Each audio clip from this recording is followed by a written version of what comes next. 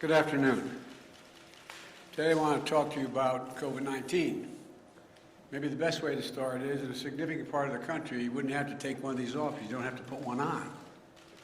Like in my home state of Delaware, where I live in Newcastle County, where I was yesterday in Pennsylvania, because people got vaccinated. They got vaccinated. They don't need a mask when the vast majority of people got vaccinated. Look, I want to talk about what's really happening, what it means, what it doesn't mean, and what we need to do this week and the months ahead. For the moment I was elected, I said I'd always give it to you straight from the shoulder. And we need some straight talk right now. Because there's a lot of fear and misinformation in the country. And we need to cut through it with facts, with science, with the truth. So, what's really happening today? After months and months of cases going down, we're seeing a spike in COVID cases. They're going up. Why? Because of this new form, this new variant called the Delta variant. This is a much different variant than the one we dealt with previously. It's highly transmissible, and it's causing a new wave of cases in those who are not vaccinated. Our experts tell me that cases will go up further before they start to come back down. But while cases are on the rise, we're not likely to see, according to experts, a comparable rise in hospitalizations or deaths in most areas of the country. So you have to ask yourself, why is that?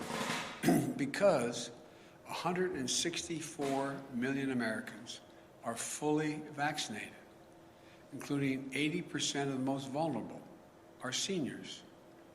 So there's a challenge, as you knew there could be. But there's also good news. We've spent the last 6 months preparing for this possibility.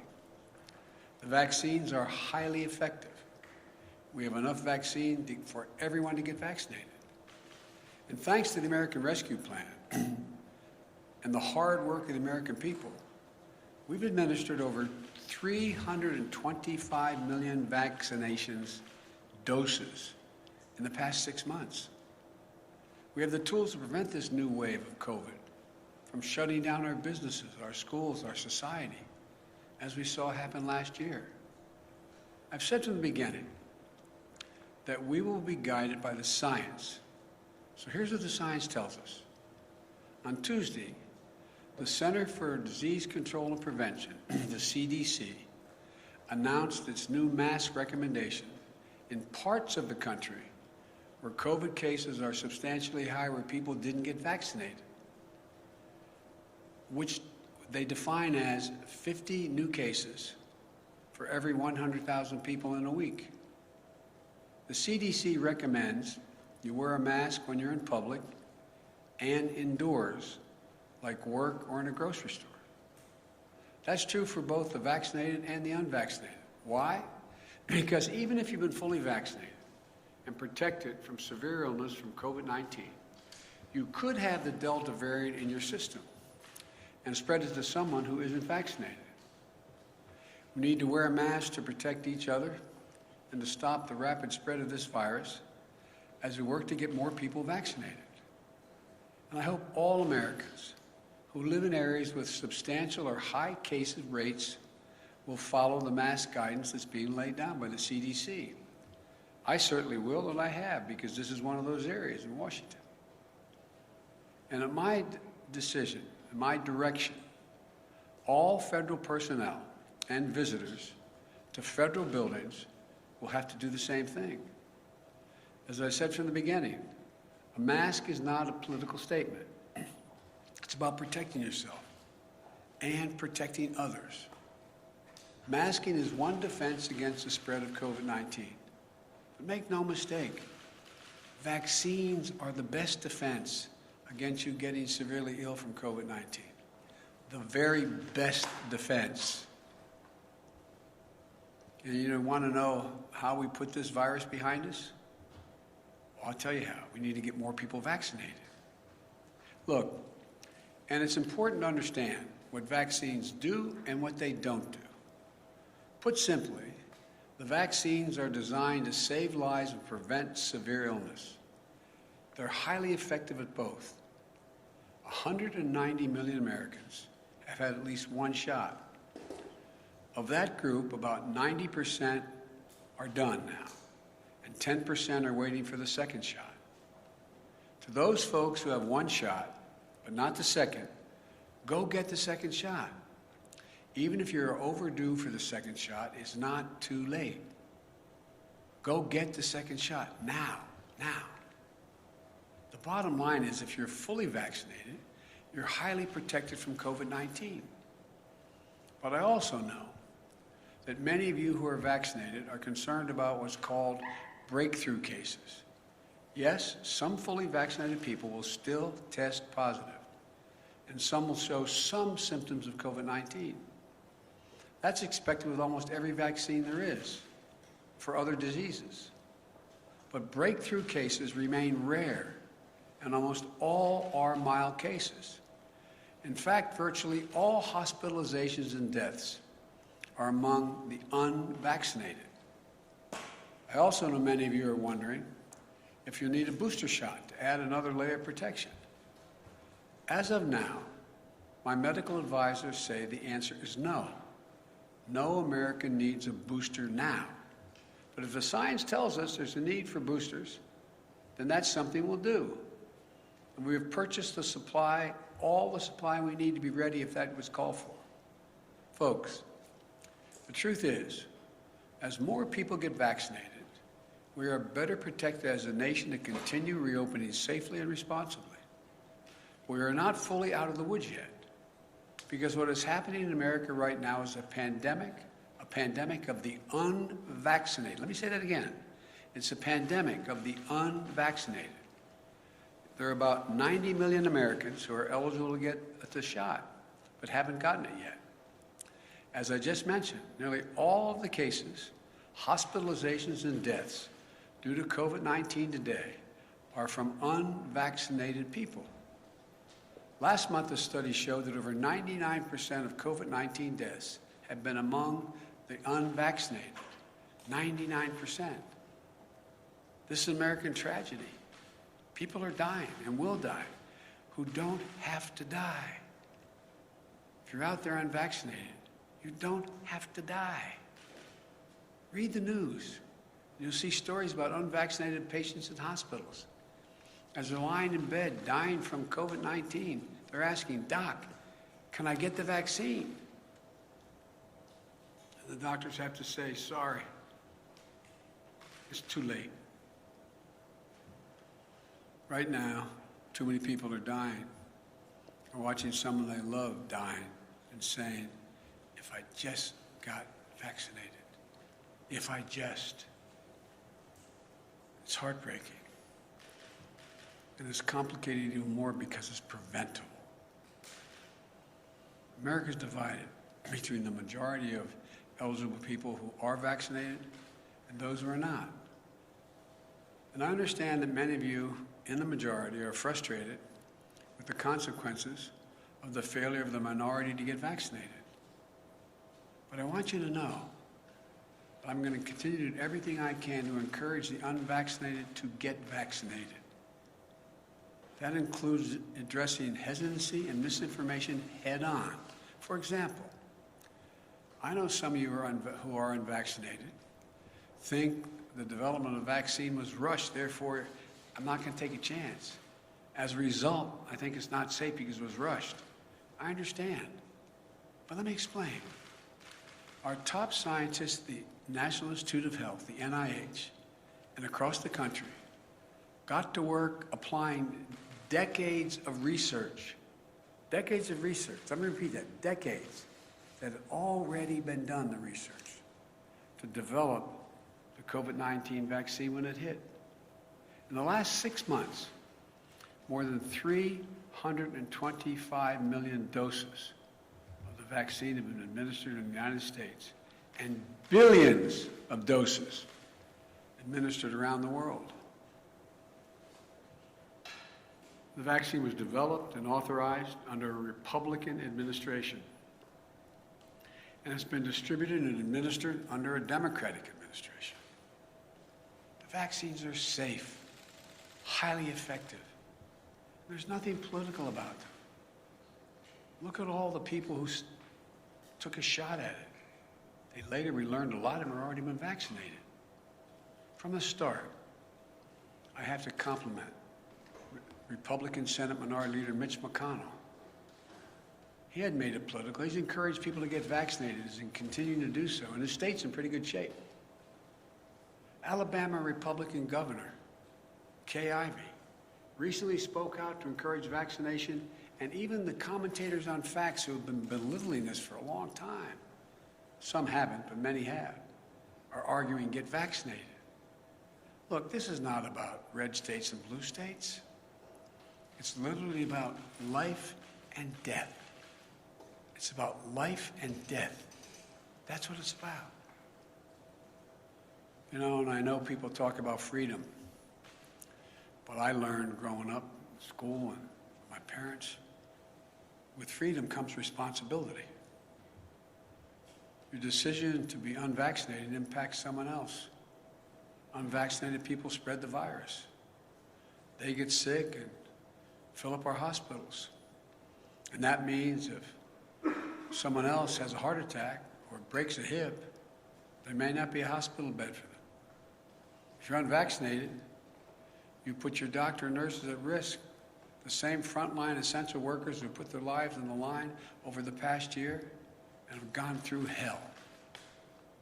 Again, with freedom comes responsibility.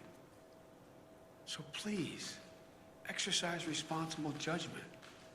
Get vaccinated for yourself, for the people you love, for your country.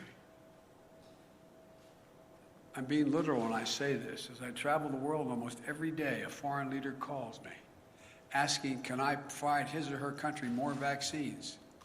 There are people who are desperate for vaccines. I'm doing everything to answer those calls. We're sending millions of vaccines to people around the world. But folks, it's an American blessing that we have vaccines for each and every American. We've made it our first and top priority to have available vaccines for every eligible American, and that's never going to change as long as I'm here. And it's a shame. It's just such a shame to squander that blessing. That's why after 6 months of extraordinary work and effort, today I'm laying out additional steps we should be taking to deliver these life-saving vaccines to more Americans. First, we're going to provide more incentives to encourage unvaccinated Americans to get vaccinated. That starts with paid leave to get the shot. We're still hearing that people are unable to get time off from their employer to get vaccinated. Well, this is unacceptable. For some time now, I've said you should be able to get the shot and still get paid. Thanks to the American Rescue Plan, the federal government is fully reimbursing any small or medium-sized business that provides workers with paid time off to get vaccinated. Employers, this costs you nothing. If you haven't given employees paid time off, do it now, please.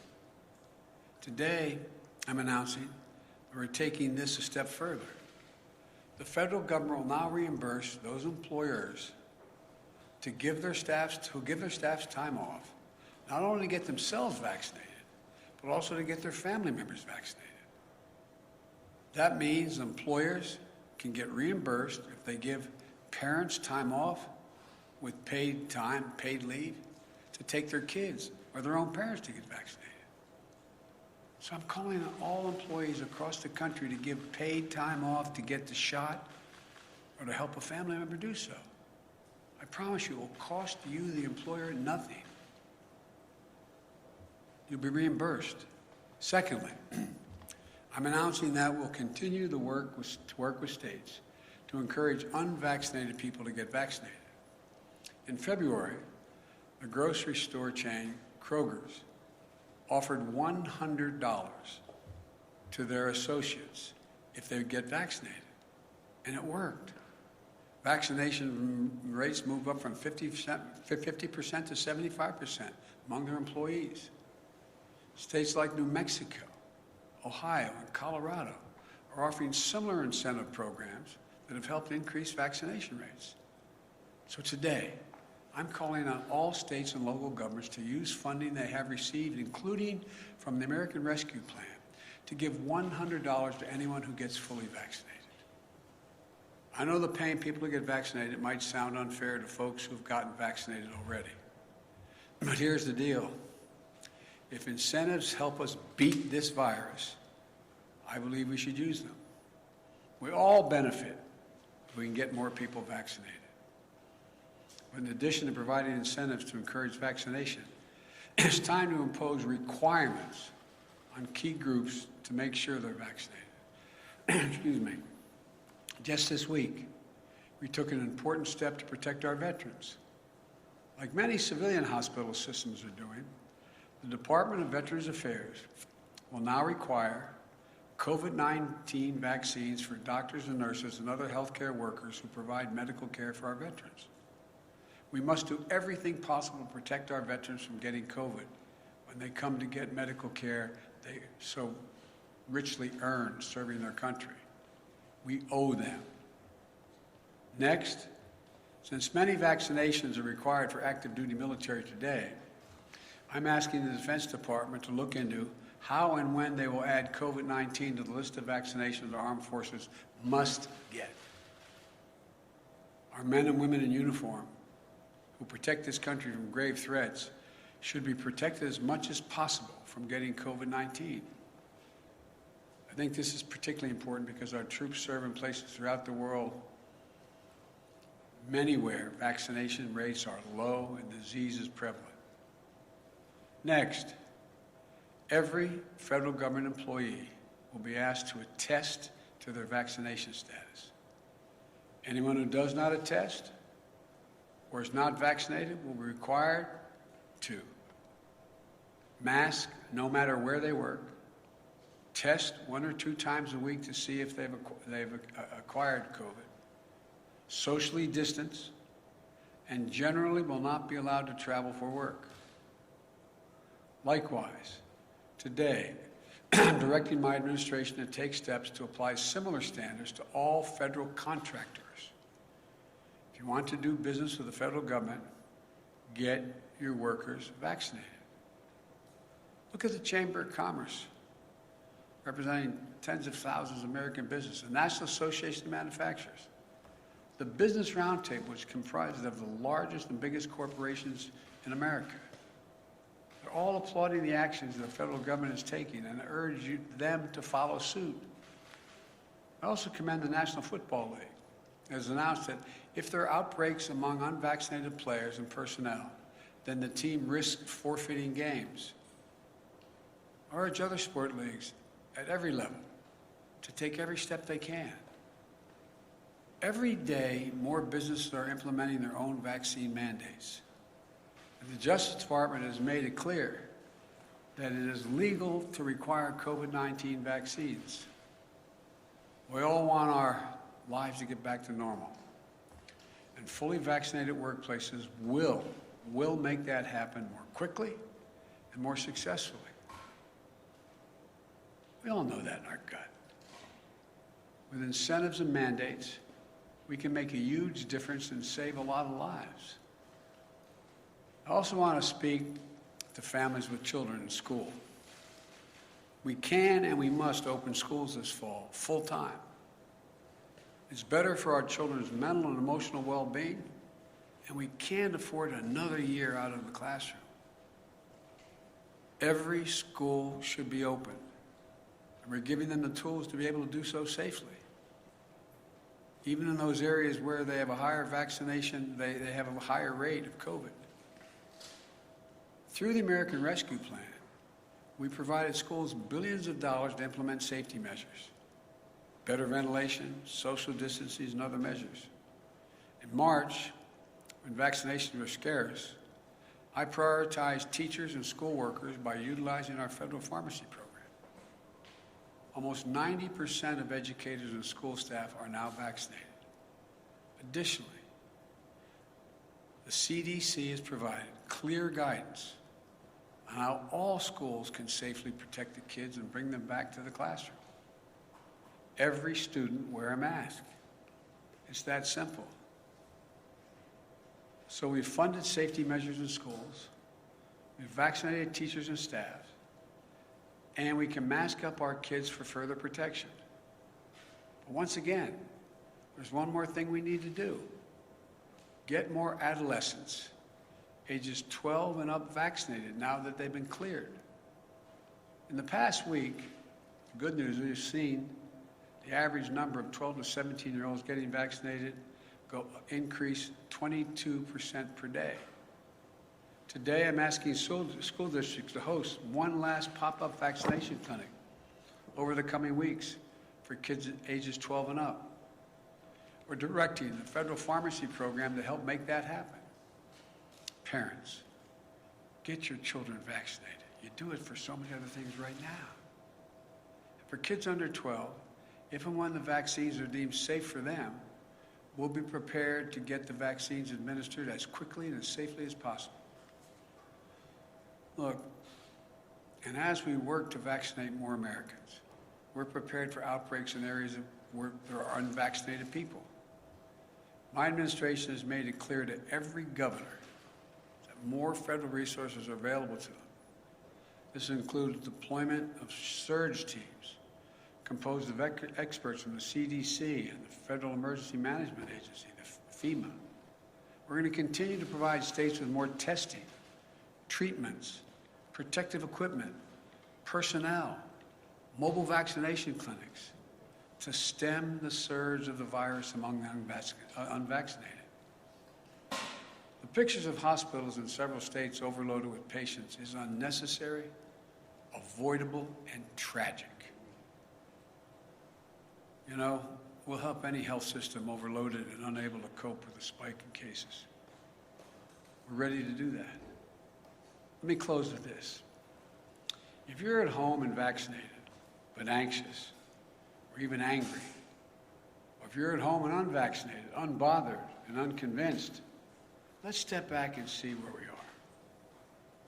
Just remember how we've emerged from a dark winter into a hopeful spring and summer.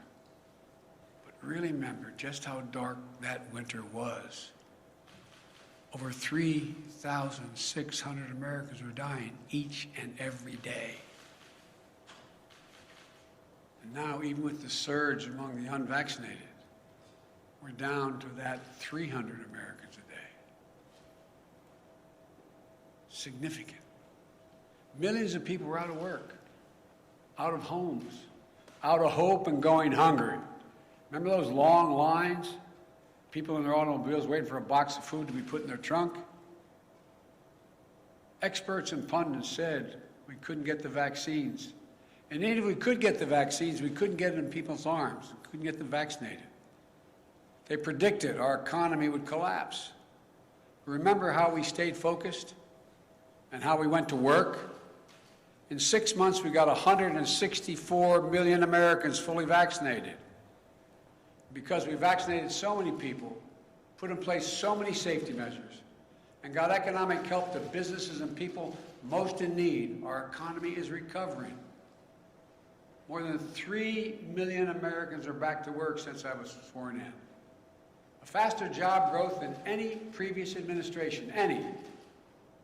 We're experiencing the fastest economic growth in nearly 4 decades, the best in the world as of now. In fact, today's GDP numbers show that in the first half of the year, our economy grew faster than any point in nearly 40 years. Our economy grew more in 6 months than most Wall Street forecasters expected for the entire year before we implemented our plan. And just yesterday, we announced a bipartisan infrastructure deal that's going to continue this momentum over the long term by making the most significant investment to rebuild America in nearly a century. But we still have to face many challenges. We still have a lot of work to do as we readjust to a post-pandemic economy. But we have the right plan. We're coming back. We just have to stay ahead of this virus. I know this is hard to hear.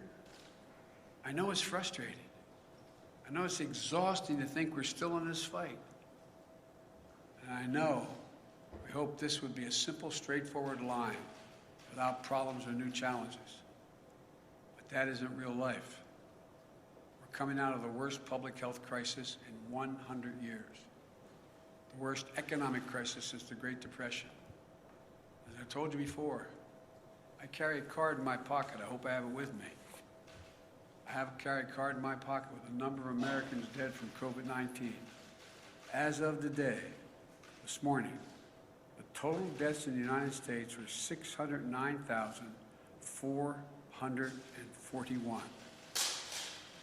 Granted, the death rate per day is way down. It's down to 400 about. But that's more deaths than World War I, World War II, Vietnam, 9/11, Iraq, and Afghanistan wars combined. This is as tough as it gets. And we're Americans. When we get knocked down, we get back up. That's who we are. That's what we do. That's why there's no nation on earth like us. And we're prepared like never before. We have the tools to save lives, to keep our economy growing and growing and going. After the past 6 months, following the science, we know we can dramatically lower the cases in this country. We can do this. We brought our economy back to life and we kept it going. We know we can send our kids back to school. We know we can beat this virus. We can do this. We all just have to do our part. My fellow Americans, this nation has never failed. We have come together as the United States of America. So I say to all those who are unvaccinated, please, please get vaccinated. And to the rest of America, this is no time to be despondent or let our guard down.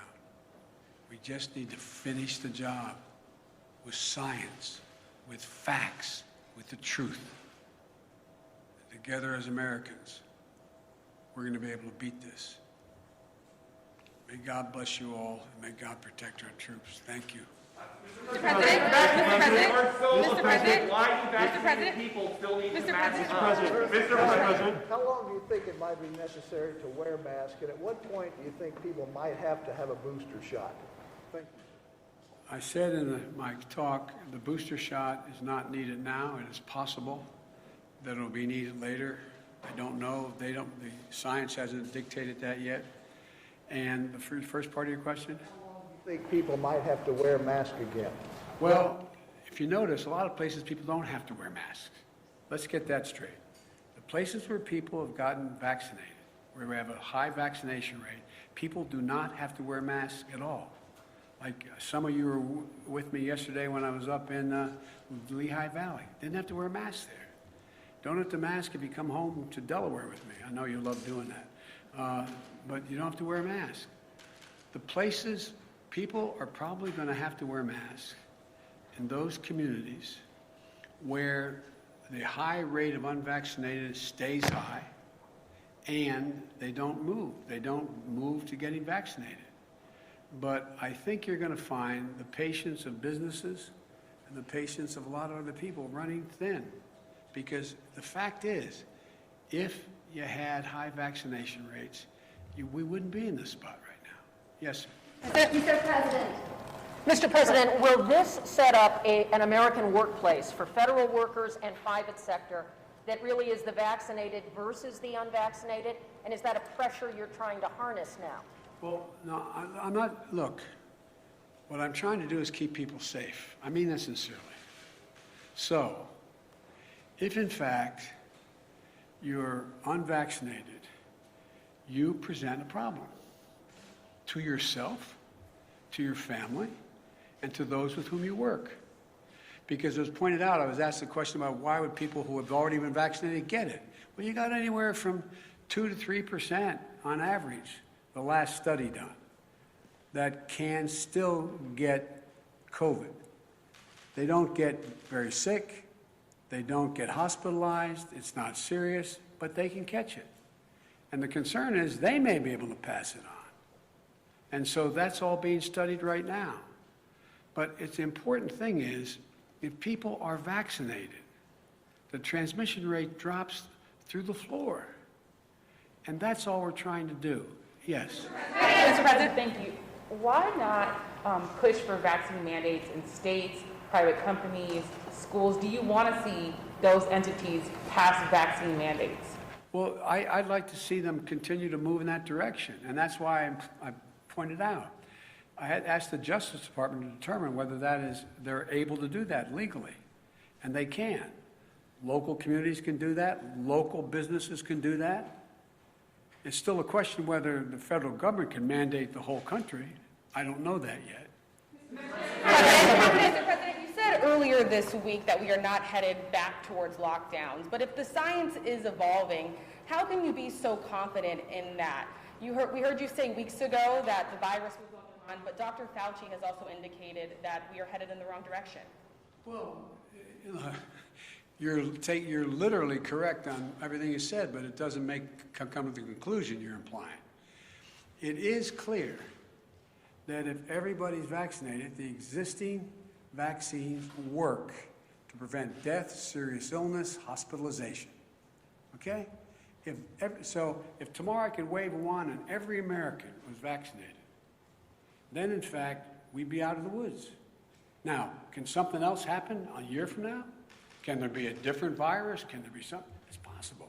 But I'm talking about COVID and the existing variants that have come forward so far. So it's a simple proposition. If you're vaccinated, you find yourself in a situation where you are highly unlikely, even if you somehow get the virus, very small percentage do, that you are not going to be hospitalized, you're not going to be on a ventilator, you're not going to be sick, but you could be in a position to possibly spread it to someone who wasn't if you have it in you. Yes. Thank you so much, Mr. President. Thank you. I wanted to ask, why not require that the people show proof that they're vaccinated? And also, if you could just, with the 4 million, how much of an impact do you think this will have? Do you have a projection, sir? A projection on what? On how many people will get vaccinated by putting in this system? No, I'm not going to get in the business of projecting. Exactly how many people are likely. All I know is that we go through these periods, then we run up against a wall, then something happens where people realize, oh my Lord, this is really a problem, and they begin to see things. Look, the fact that a lot of your friends are now saying, get vaccinated, who were before were saying, this is not a problem, this is all a Democratic thing, with a small d and a capital D. I mean, there's a lot changing. People are becoming aware. The more aware they become, then we have these surges of people going out and getting vaccinated. And it just keeps building. I'm sorry, sir. What about what? What about requiring proof, sir? Well, there's two ways to do it. I think you're going to see some institutions doing that. Like you're going to fly abroad, you're going to have proof. You're not just going to be able to say, yeah, I got tested. You got to provide proof. My guess is if we don't start to make more progress, a lot of businesses and a lot of enterprises are going to require proof for you to be able to participate. Mr. President, back. And then I'm going to take off shortly here. What further actions are you going to take to encourage private businesses to follow this type of model to either require vaccines or require testing or other preventative procedures? I just did. I'm going to keep at it. I'm going to keep talking about it around the country. Are you going to reach out to private businesses, meet with them, try and actively encourage them to follow this model? Well, I have. That's why we have folks from the Chamber of Commerce to the manufacturers, et cetera. So, am I going to call a meeting of every, business in the country to come to Washington or go on?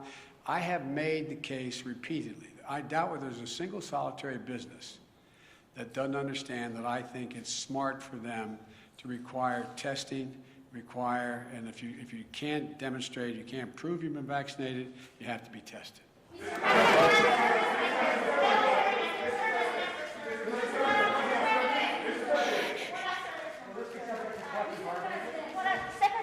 Austin said he was already considering mandating the Yeah. vaccine after it was fully approved. Would you like to see the mandate go into effect before full approval, and do you think he's open to that?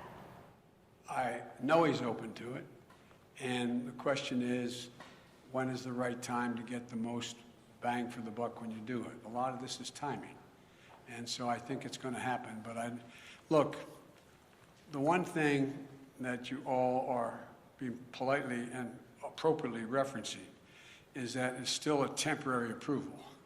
So when does the final approval come? It usually takes a lot of work to get there. I made a commitment.